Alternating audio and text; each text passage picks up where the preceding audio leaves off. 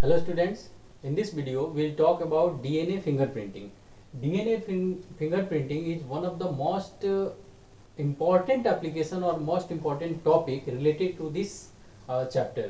यानी यह आज जिस टॉपिक के बारे में हम लोग डिस्कस करने वाले हैं डीएनए फिंगरप्रिंटिंग, हिंदी में इसको डीएनए इंग्लिश हापी कहते हैं। जैसे हम उंगलियों के निशान जो है बहुत जगह इस्तेमाल करते हैं, आज तो लगभग हर जगह इस्तेमाल हो रहा है, उसी तरह से उंगलियों के निशान तो हम आसानी से देख सकते हैं। लेकिन एक और हमारी जो पहचान है जिसे नहीं बदला जा सकता है, वो पहचान हमारा डीएनए फिंगरप्रिंटिंग है। इसका नाम जो है आप लोग बहुत बड़े जो है हाई मिस्ट्रियस क्राइम्स जो होते हैं उसमें, या पेरेंटल अगर डिटर्मिनेशन करना है, पैतृकता का निर्धारण करना है, वहां पर हम डीएनए फिंगरप्रिंटिंग जो है वो न्यायालयों में या फिर पुलिस के माध्यम से या बहुत जगह जो है हम लोग सुनते हैं। तो आज हम लोग यह जानने की कोशिश करेंगे कि यह जो डीएनए फिंगरप्रिंटिंग होती है वो कैसे होती है। एप्लीकेशन तो मोस्टली जो है आप लोग सुने ही होंगे, जैसे मैंने भी डिस्कस कर दिया।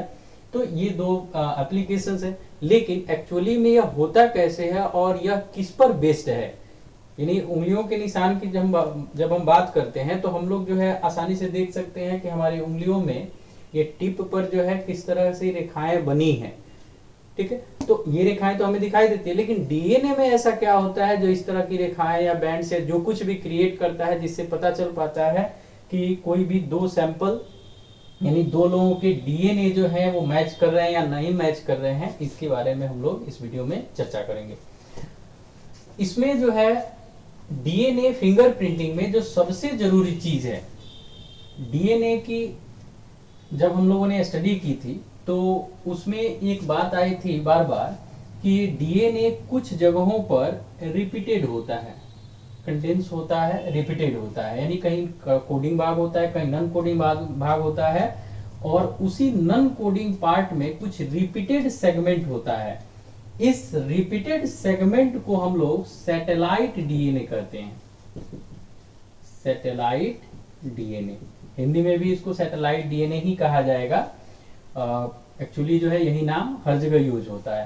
सैटेलाइट डीएनए याद रखेंगे, satellite DNA is the segment of DNA that is repeated multiple times. यानी जो कई बार एक ही बेस जो है या कोई खास बेस जैसे 80 80 80 ऐसे करके, या फिर 80 80 जीसी सीजी, फिर यह जो है 80 सीजी, यानी ऐसे ही करके यह जो है कई बार रिपीट होगा। तो इस चीज को जब रिपीटेड होता है हम लोग सैटेलाइट डीएनए कहते हैं।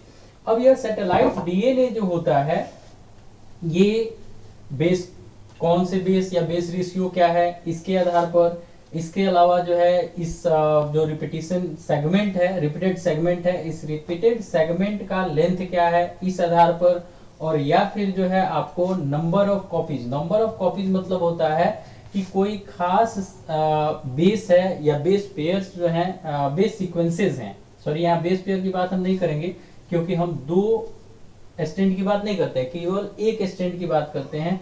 तो एक पर जैसे 80, तो ये एक सेगमेंट हो गया, ये एक सीक्वेंस हो गया। यह सीक्वेंस कितने टाइम्स जो है रिपीट किया है, या फिर जैसे मैंने पीछे कहा कि अगर वह जो है ऐसे ही हो 80 जीसी हो, तो यह 80 जीसी कई बार आया है। इस तीन आधार पर, पहला on the basis of base ratio, दूसरा on the basis of length of the repeated segment, और तीसरा on the basis of number of repeats, यानी कितने रिपीट्स हैं।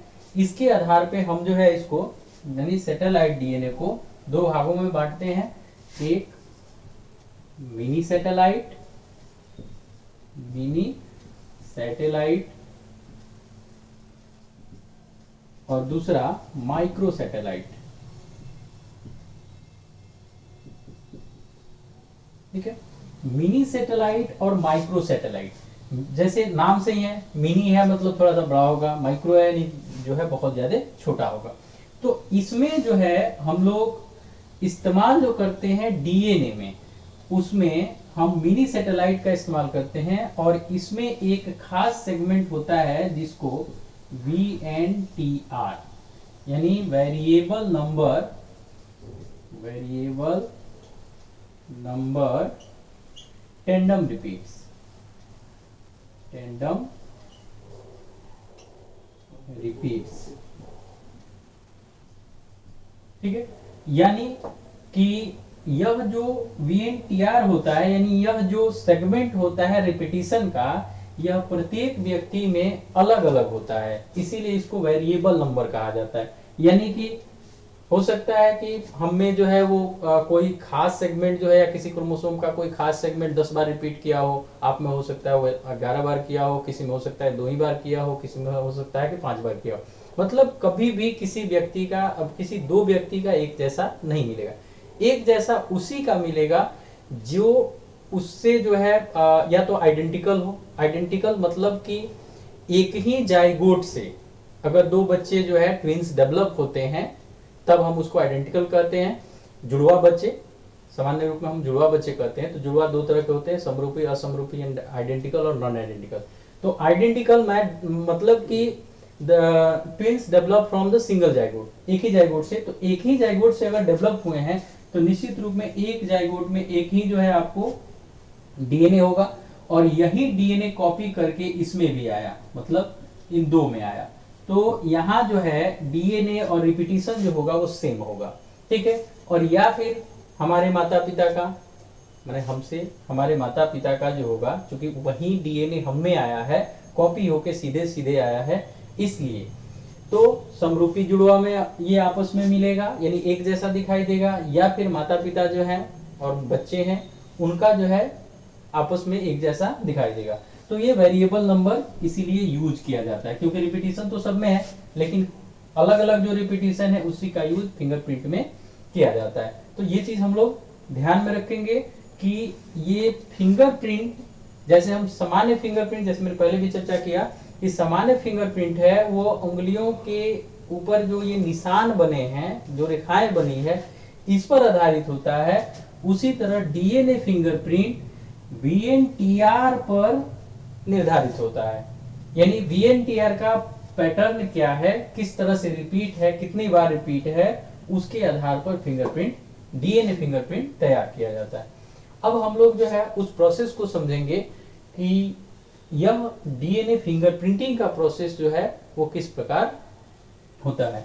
तो सबसे पहले जो है, अगर कोई भी डीएनए फिंगरप्रिंटिंग करनी है या डीएनए का इस्तेमाल कहीं भी करना है, तो पूरे जो है इस चैप्टर में हमने जहां भी इस तरह की चर्चा की, तो सबसे पहले हमें क्या जरूरी है, डीएनए को प्राप्त करना। यानी जिस भी सैंपल से, जैसे जो है हम एग्जांपल लेके यहाँ चलते हैं कि मान लीजिए कि बहुत सारे केसेस में होता है कि वहां से उसके जो है कोई ना कोई सैंपल लिया जाता है क्राइम सीन से, जैसे बाल का सैंपल हो गया, या किसी भी तरह का S1 का सैंपल हो गया, या फिर कोई भी ब्लड का सैंपल हो गया, तो उसको लिया जाता है। तो उससे क्या किया जाता है, एक्चुअली में उसको, उससे जो है डीएनए प्राप्त किया जाता है, because all are the cells and that contain DNA. तो सबसे पहला काम है isolation of DNA, isolation of DNA, जिसको बल्क डीएनए भी कहते हैं, क्योंकि हम पूरा का पूरा निकालते हैं, ठीक है। यानी डीएनए को प्राप्त करना किससे, तो सैंपल से। यानी जो भी सैंपल इकट्ठा हुआ है या जिसका भी हमें फिंगरप्रिंट करना है, उसके सेल से डीएनए को हमें आइसोलेट करना होता है। अब जब आइसोलेट हो जाता है तो हम लोग ये भी जानते हैं कि डीएनए जब बल्क रूप में या जैसे है एज इट इज ऑब्टेन करते हैं, तो उसमें histone protein, non histone protein, बहुत सारे जो है अदर इम्प्योरिटीज या कहें कि अदर कंपाउंड्स जो है उससे अदर मॉलिक्यूल्स जुड़े होते हैं। तो उसको जो है डाइजेस्ट करना, यानी कि हमें जो है शुद्ध रूप में डीएनए चाहिए, और डीएनए जो चाहिए वो फ्रैगमेंट में चाहिए, मतलब कि पूरा की पूरी लंबाई में नहीं चाहिए। जैसे VNTR में कहा कि वो रिपीट्स है और कुछ ही दूर तक है। तो ये पता करने के लिए तो यहाँ हम जो है डाइजेशन भी, बहुत जगह जो है इसको केवल डाइजेशन भी, लेकिन हम जो है यहाँ इसको पढ़ेंगे डाइजेशन एंड फ्रैगमेंटेशन, फ्रैगमेंटेशन, ठीक है। कहीं कहीं पे सिंगल आपको फ्रैगमेंटेशन भी मिलेगा, कहीं डाइजेशन भी मिलेगा। ये एक्चुअली में क्या है कि जो डीएनए प्राप्त हुआ उसको रेस्ट्रिक्शन एंजाइम्स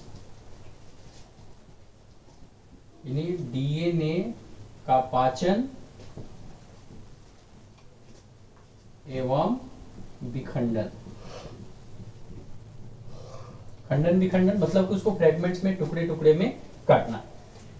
इसके लिए इस्तेमाल क्या किया जाता है, तो बहुत जगह इसकी चर्चा हुई है, रेस्ट्रिक्शन एंजाइम्स। रेस्ट्रिक्शन एंजाइम्स, ये रेस्ट्रिक्शन एंजाइम्स क्या है, एंडोन्यूक्लियेजेस हैं। Endonucleases that cut the DNA at a specific place, यानी डीएनए को स्पेसिफिक प्लेस पे काट देता है। तो रेस्ट्रिक्शन एंजाइम इसमें एंडोन्यूक्लियस की सहायता से इसको टुकड़े टुकड़े में बांट दिया जाता है। जैसे यहाँ देखें कि अगर जो है ये सेल हमें या फिर फोरेंसिक साइंस के जो लोग हैं उनको मिला, उन लोगों ने क्या किया, इसको जो है सेल को डाइजेस्ट करके और इससे जो है डीएनए को आइसोलेट कर लिया। अब ये डीएनए मान लेते हैं इतना लंबा है, तो अब इसको क्या करेंगे कि डाइजेस्ट करने के बाद फ्रेगमेंट्स में काटेंगे। फ्रेगमेंट्स में काटने के लिए रेस्ट्रिक्शन एंजाइम जिसमें कि एंडोन्यूक्लियेज हैं, एंडोन्यूक्लियेजेस, इस एंडोन्यूक्लियेजेस की सहायता से, ऐसा नहीं कि जहां से मन किया वहां से काट दिए, ठीक है, ये एंजाइम जो है इस डीएनए को स्पेसिफिक प्लेस पर ही काटते हैं। तो कोई इतना बड़ा टुकड़ा, कोई इतना, मैंने जैसे टुकड़ा जो है वो रेंज है उस हिसाब से उसको काट करके अलग कर देंगे। अब जब ये फ्रेगमेंटेशन हो जाता है तब क्या किया जाता है कि इन टुकड़ों को अलग अलग साइज में, यानी कि अपने साइज के हिसाब से, कोई बड़ा होगा कोई छोटा होगा, ठीक है, तो उस हिसाब से इसको अरेंज करना जिससे कि यह पता चल पाए कि रिपीट्स नंबर कितने हैं, क्योंकि जिसका रिपीट्स ज्यादा होगा वो लंबा होगा, जिसका रिपीट्स कम होगा वो छोटा होगा। तब जो है यहाँ तीसरा स्टेप जो होता है वो होता है सेपरेशन। सेपरेशन ऑफ फ्रैगमेंट्स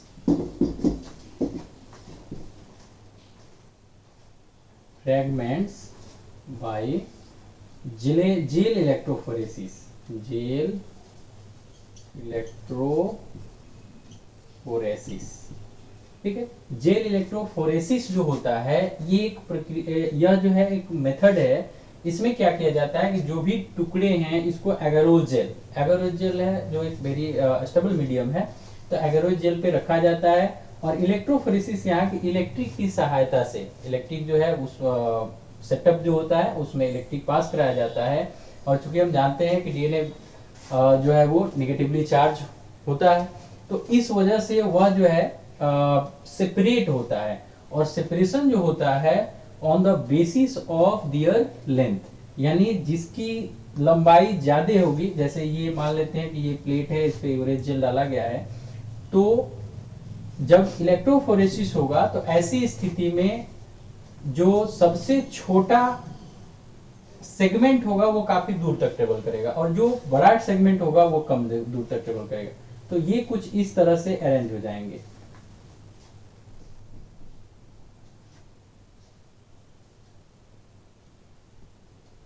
इसमें आप आसानी से देख सकते हैं कि ये सबसे बड़ा सेगमेंट है, ये उससे छोटा, ये उससे छोटा, ये उससे छोटा और ये उससे छोटा और ये जो है सबसे छोटा, यानी सबसे छोटा सेगमेंट जो होगा वो सबसे ज्यादा दूरी तय करेगा। क्योंकि ये रिपल्सन पर आधारित है तो जो है ज्यादा रिपल्सन सबसे ज्यादा काम करेगा, जो सबसे छोटा होगा यानी ज्यादा उसमें जो है काइनेटिक्स आएगा, ज्यादा दूर तक ट्रेवल करेगा। अब जो है इसके बाद जब सेपरेट कर लेते हैं, अलाइनमेंट हो जाती है इसकी, इसको अलाइनमेंट भी कहा जाता है क्योंकि हम इसको लेंथ के हिसाब से सजाते हैं। इसके बाद क्या किया जाता है कि चौथी चीज ब्लॉटिंग। ब्लॉटिंग, चूंकि ये जो कुछ भी होता है ये विजिबल नहीं होता है, मतलब हमें दिखाई नहीं देता है, तो वहां एक टेक्निक आती है साउदर्न ब्लॉटिंग। ब्लॉटिंग मतलब सीधा हम समझेंगे कि उसको एक रंग देना जिससे कि वो दिखाई दे सके। तो यह जो किया जाता है ये southern blotting technique, southern blotting इसको हम कहेंगे। साउदर्न साहब जो है एक वैज्ञानिक थे, इन्होंने इसको डेवलप किया था, इसलिए इन्हीं के नाम पे ये किया जाता है। अब क्या किया जाएगा कि ये जो सेपरेटेड हैं इसको हम लोग जो है एक नाइट्रोसेलुलोज मेम्ब्रेन, यानी ये जो है इससे भी बढ़िया जो है स्टेबल एक मीडियम होता है, तो इसको ट्रांसफर करते हैं, transfer on to nitrocellulose membrane, cellulose membrane, ठीक है, नाइट्रोसेलुलोज मेम्ब्रेन पे इसको डाल दिया जाता है। अब डालने के बाद इसके ऊपर एक एक्सरे फिल्म डाल दी जाती है। जैसे एक्सरे फिल्म मतलब कि हम लोग जब एक्सरे कराने वगैरह जाते हैं तो कैसे पता चलता है कि हड्डी टूटी है कि नहीं टूटी है, इमेज उसका देखना होता है। इमेज कैसे पता चलता है, तो उस पर जो है वो जो फिल्म होती है उस पर जिस तरह से हमारी हड्डी जो है अरेंज है वैसा ही एक जो है व्हाइट स्पॉट बन जाता है और बाकी प्लेस जो है ब्लैक रहता है। यहाँ थोड़ा सा वो अलग होता है कि उस एक्सरे फिल्म पर जहां पे वो VNTR हैं, यानी जहां पे जिसके आधार पे हमें फिंगरप्रिंटिंग करना है, जहां पर वो सेगमेंट जितनी लंबाई में है उतनी लंबाई में वो स्थान ब्लैक हो जाता है और बाकी हिस्सा जो है व्हाइट हो जाता है। तो इससे जो हमें एक बैंड मिल जाता है और उस बैंड के आधार पर हम उसका एनालिसिस करते हैं। तो यहाँ पे वो ट्रांसफर किया जाता है। ट्रांसफर करने के बाद एक और प्रक्रिया अपनाई जाती है जिसको हम लोग कहते हैं हाइब्रिडाइजेशन, हाइब्रिडाइजेशन। हाइब्रिडाइजेशन जो है किसके साथ, तो विथ रेडियो एक्टिव VNTR या प्रोब्स, रेडियो एक्टिव प्रोब्स। ये प्रोब्स जो है एक्चुअली में VNTR, यानी कि जिस तरह के VNTR होंगे उसका जो है कॉम्प्लीमेंट्री न्यूक्लियोटाइड्स होता है, जो कि जैसे इसको जो है थोड़ा सा में आप समझ लीजिए कि अगर जो है कोई ऐसा बेस सीक्वेंस है ATCGCATG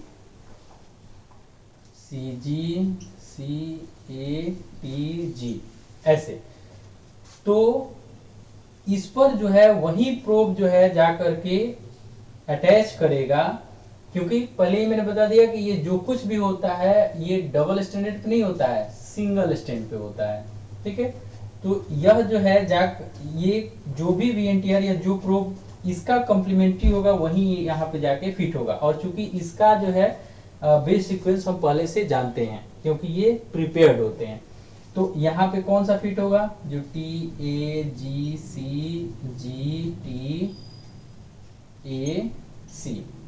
यानी जो प्रोब इस न्यूक्लियोटाइड को कंटेन करता होगा वही क्या करेगा, इस प्लेस पर जाकर के बाइंड करेगा, ठीक है।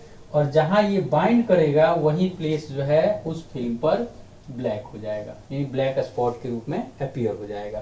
तो इससे जो है ये कितनी लंबाई का है और एक्चुअली में ये क्या है, ये चीज ये जो है डिटरमाइन करेगा हमारा प्रोब्स, जो कि आर्टिफिशियली उसमें मिलाया जाता है, उस फिल्म पे मिलाया जाता है। अब यह चूंकि ये इतनी छोटी छोटी चीजें हैं, बेस पेयर्स हैं, जिसको जो आसानी से देख नहीं सकते हैं, तो इसको हम लोग ऐसा नहीं कि मतलब फिजिकली जो है ये कर सके, मैनुअली कर सके, तो इसके लिए हम जो टेक्निक अपनाते हैं वो ऑटो रेडियोग्राफी, रेडियोग्राफी मतलब रेडिएशन के आधार पर ये डिटरमाइन किया जाता है कि प्रोब हमारा कहाँ कहाँ पर जुड़ा हुआ है या प्रोब कहाँ पर है, ठीक है। और इसी आधार पर हमें ये बैंड जो है मिलते हैं, ठीक है। इसी बैंड को हम लोग DNA फिंगरप्रिंटिंग या DNA फिंगरप्रिंट कहते हैं। तो इसमें जो है स्टेप्स क्या क्या इन्वॉल्व हुए, प्रोसीड्यूर क्या रहा कि सबसे पहले DNA को प्राप्त किए, फिर जो है DNA का पाचन यानी डाइजेशन, जो कुछ भी एक्स्ट्रा मटेरियल था उसको बाहर निकाल दिए और फिर उसका जो है एंडोन्यूक्लियस की सहायता से फ्रेगमेंटेशन किए, यानी टुकड़ों में बांटे। टुकड़ों में बांटने के बाद उन टुकड़ों को अलाइन किए, यानी कि सेपरेट किए on the basis of their length bye gel electrophoresis. तो यह जो है इसको भी हिंदी में लिख दें कि जेल इलेक्ट्रोफोरेसिस द्वारा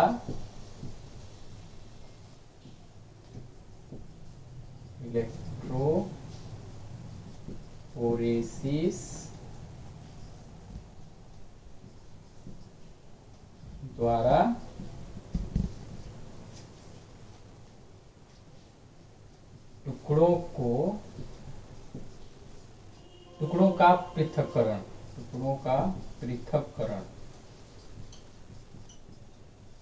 ठीक है। उसके बाद साउदर्न ब्लॉटिंग को साउदर्न ब्लॉटिंग ही लिखेंगे, ठीक है। ट्रांसफर ऑन टू नाइट्रोसेलुलोज, यानी नाइट्रोसेलुलोज पे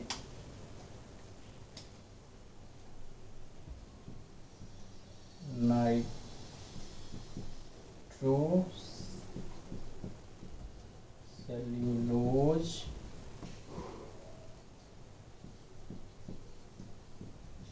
झिल्ली पर स्थानांतरण, ठीक है। इसके बाद क्या किया जाता है, प्रोब के साथ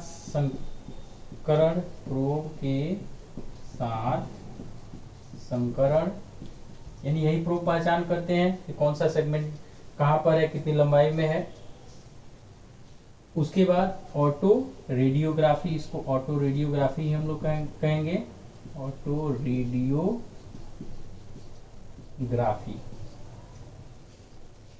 ठीक है। तो इस तरह से यह तैयार किया जाता है। अब जो है हम लोग इसको समझेंगे कि किस तरह से, मतलब कोई फिंगरप्रिंट दिखाई कैसे देता है और किस तरह से वो अरेंज होता है। अब हम लोग इसको जो है एग्जांपल के थ्रू समझते हैं। मान लीजिए कि ये कोई व्यक्ति ए है, कोई बी है। तो इसमें जो मैंने पहले ही बताया कि VNTR जो होते हैं वो दो व्यक्तियों में एक जैसे तभी हो सकते हैं जब या तो वो जुड़वा है, ठीक है, या जैसे माता पिता जो है उससे आधारित है। तो ऐसी स्थिति में हमने एक व्यक्ति ए लिया, दूसरा व्यक्ति बी लिया। अब क्या होता है कि VNTR जो है that is a part of DNA and DNA is the part of chromosome. तो यहां जो है मान लिया गया कि उसके सेल को आइसोलेट किया गया, फिर सारे प्रोसीड्यूर से उसका जो है फिंगरप्रिंट तैयार किया गया। तो उसमें यह दिखाई दिया कि ये जो है कोई क्रोमोसोम है, क्रोमोसोम नंबर 10 ही ले लीजिए। क्रोमोसोम 10 है, इसमें जो रिपीटिशन है ये 4 बार है, इसके होमोलोगस में 3 बार है। अगर ये दूसरा क्रोमोसोम हो गया, इसमें जो है ये 7 टाइम्स है, ये 4 3 ये 7, और इसमें जो है आपको 5 टाइम्स है तो 5। इसके बाद ये 11 ले लीजिए, ये 18 ले लीजिए, और यहाँ पर जो है यानी इसी तरह से सारे क्रोमोसोम का जो है एक ये आएगा कि 1 से लेकर के और आपको 23 तक। तो वहां पर जो है इसका मान लीजिए कि 10 टाइम्स है, और इसका मान लेते हैं हम कि 2 ही टाइम्स है, 2 है, ठीक है। तो यह जो आया ये एक्चुअली में जब अरेंज होगा यानी फिंगरप्रिंट पे आएगा, तो जैसा कि मैंने पहले उसकी चर्चा की है कि जब जेल इलेक्ट्रोफोरेसिस करते हैं तो उस समय सबसे बड़ा सेगमेंट जो होता है वो सबसे पहले रहता है, और जो सबसे छोटा सेगमेंट होता है वो सबसे दूर आता है, यानी सबसे नीचे आएगा। तो ऐसी स्थिति में इसके फिंगरप्रिंट में क्या आएगा कि सबसे पहला जो है वो सबसे ऊपर आएगा, जिसमें कितने हैं 10 रिपीट्स हैं, 10 रिपीट्स। उससे छोटा क्या है तो 7 है, ठीक है। उससे छोटा क्या है कि आपको 5 है, 5 हो गया।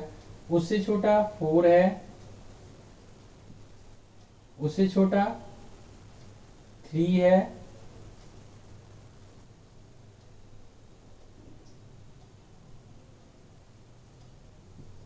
और सबसे छोटा जो है वो रिपीट्स 2 है। तो यह जो दिखाई देगा ये पार्टिकुलर इंडिविजुअल ए का फिंगरप्रिंट होगा, डीएनए फिंगरप्रिंट होगा। अब बी वाले में देखते हैं, तो बी वाला तो सेम तो नहीं होगा, लेकिन अब इसमें भी हम इसमें समझ लें कि यहां मान लेते हैं कि यह जो है आपको ये 4 टाइम हुआ, यह जो है 11 टाइम रिपीट हो गया,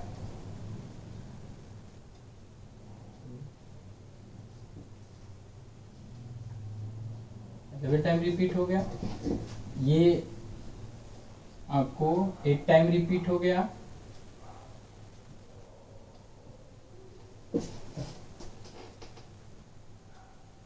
और ये जो है इसमें मान लेते हैं ये 9 टाइम रिपीट हो गया।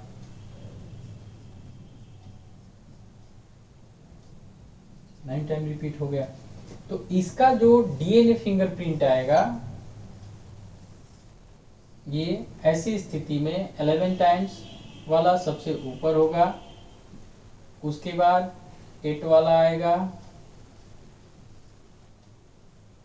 सॉरी उसके बाद जो है 9 वाला आएगा, ठीक है।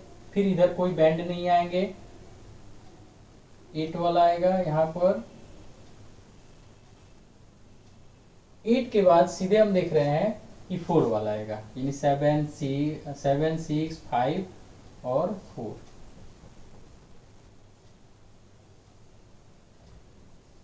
ठीक है, तो ये दोनों ही तस्वीरें आपको दिखाई जाए तो आप जो है आसानी से समझ जाएंगे कि इसका पैटर्न अलग है, इसका पैटर्न अलग है। मतलब ये किसी दूसरे व्यक्ति का डीएनए फिंगरप्रिंट है और ये किसी दूसरे व्यक्ति का डीएनए फिंगरप्रिंट है। अब जो हम इसकी एप्लीकेशन, यानी कि यह जरूरी क्यों है, तो मैंने पहले ही बताया कि it is unique in all organism as each and every individual. तो एवरी इंडिविजुअल में ये यूनिक है, इसका मतलब कि सबका फिंगरप्रिंट जो आएगा वो यूनिक आएगा, मतलब किसी का किसी से मैच नहीं करेगा। ऐसी स्थिति में मर्डर मिस्ट्री जो होता है, किसी को पता ही नहीं किसने किया, लेकिन उस प्लेस से कहीं भी कुछ, अगर कुछ भी नहीं तो बाल तो आसानी से मिल जाते हैं, कहीं ना कहीं गिरने ही है। तो ऐसी स्थिति में या फिर जो है ब्लड वगैरह सैंपल हो गया, स्पर्म का सैंपल हो गया, बहुत कुछ है, तो अगर वो मिलता है तो फिर क्या किया जाता है कि इसी प्रोसेस से उस पार्टिकुलर, जैसे मान लेते हैं कि वो x, because unknown quantity is always suppose to be x, ठीक है। तो मान लेते हैं कि वो व्यक्ति x है, लेकिन उसका फिंगरप्रिंट यानी जब किया गया तो वो ऐसे आ गया।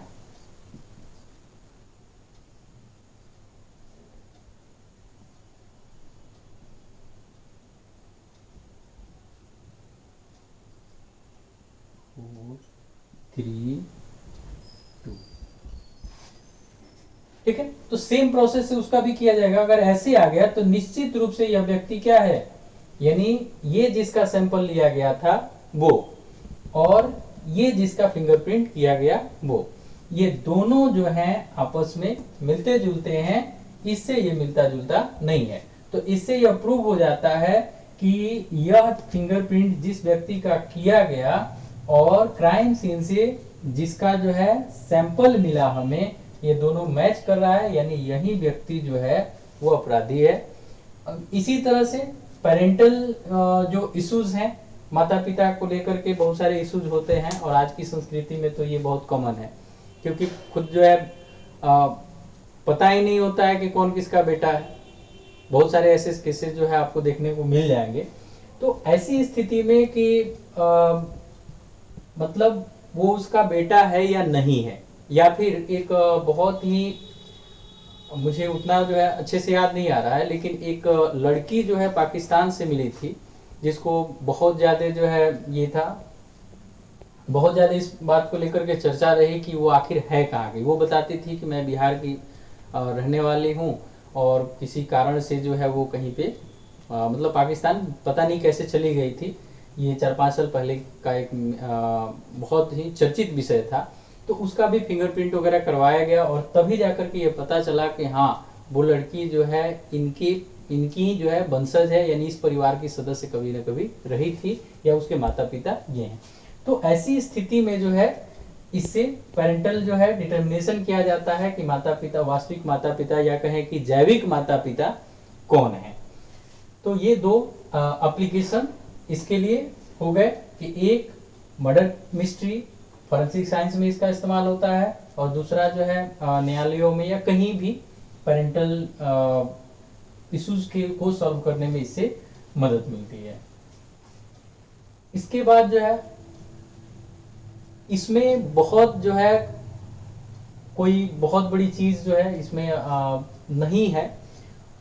इस अब नया चैप्टर जो है शुरू करेंगे। मैं यहाँ बता दूं कि यह चैप्टर हमारा जो था मॉलिक्यूलर इनहेरिटेंस, यह चैप्टर हमारा यहाँ खत्म होता है। और अगली वीडियो में आप जो है अगली वीडियो देखना नहीं भूलेंगे, क्योंकि अगली वीडियो बहुत ही शॉर्ट वीडियो होगी और उस short video near about 10 minutes का होगा। और उस 10 मिनट्स में मैं आपको फिर से एक जो है समरी, जैसे कहें short summary of the chapter, तो उस 10 मिनट्स की वीडियो में आप पूरी तरीके से एक बार एक झलक जो है उस पूरे चैप्टर का आप फिर से देख लेंगे, समझ लेंगे। और जितने भी टॉपिक अब तक हम लोग जो है 20-25 वीडियो में डिस्कस किए हैं, वो सारे टॉपिक जो आपको 10 मिनट के अंदर कवर हो जाएंगे। एक बार रिफ्रेश हो जाएगा, तो उसको जो है जरूर देखिएगा। और अगला जो है हम लोग चैप्टर बहुत जल्द शुरू करेंगे, उसको मैं बताऊंगा। हाँ, एक चीज और कि अब इस चैप्टर से रिलेटेड, जैसे मैंने कहा कि यह चैप्टर हम लोग का खत्म हो चुका है, तो इस चैप्टर से रिलेटेड अगर किसी भी तरह का शंका आपके मन में, किसी तरह का डाउट है, तो उसको निश्चित रूप से आप लोग जो है भेजें। और बहुत अच्छा लगता है जब आप लोग कोई क्वेश्चन करते हो, तो इतना तो समझ में आता है कि आप लोग जो है पढ़ रहे हैं, समझ रहे हैं, देख रहे हैं वीडियो को। तो निश्चित रूप से कीजिए। मैं जो है एनसीईआरटी के जितने क्वेश्चंस हैं उसको भी एक बार जो है आपके सामने डिस्क्राइब कर दूंगा, उसको डिस्कस कर दूंगा, तो इसलिए जो है वो क्लियर हो जाएगा। और इसका जो भी नोट्स है, चूंकि वीडियो जो है थोड़ा सा फास्ट अपलोड हुआ और थोड़ा सा समय नहीं मिला, इसलिए जो भी नोट्स है आपको बहुत जल्द जो है उपलब्ध हो जाएगा ऐप में। और उसमें से बहुत सारे नोट्स जो है आपके पास ऑलरेडी अवेलेबल है, 2-3 नोट्स बचे हैं, तो उसके लिए आप बहुत ज़्यादा टेंशन नहीं लें। पीछे का जो है उसको पढ़िए, समझिए, ये वीडियो देखिए, और इससे भी जो भी संबंधित है वो चीज़ें जो है आपको उसके लिए सारे सॉल्यूशंस उपलब्ध कराए जाएंगे। नोट्स भी आपको बहुत जल्द मिल जाएगा।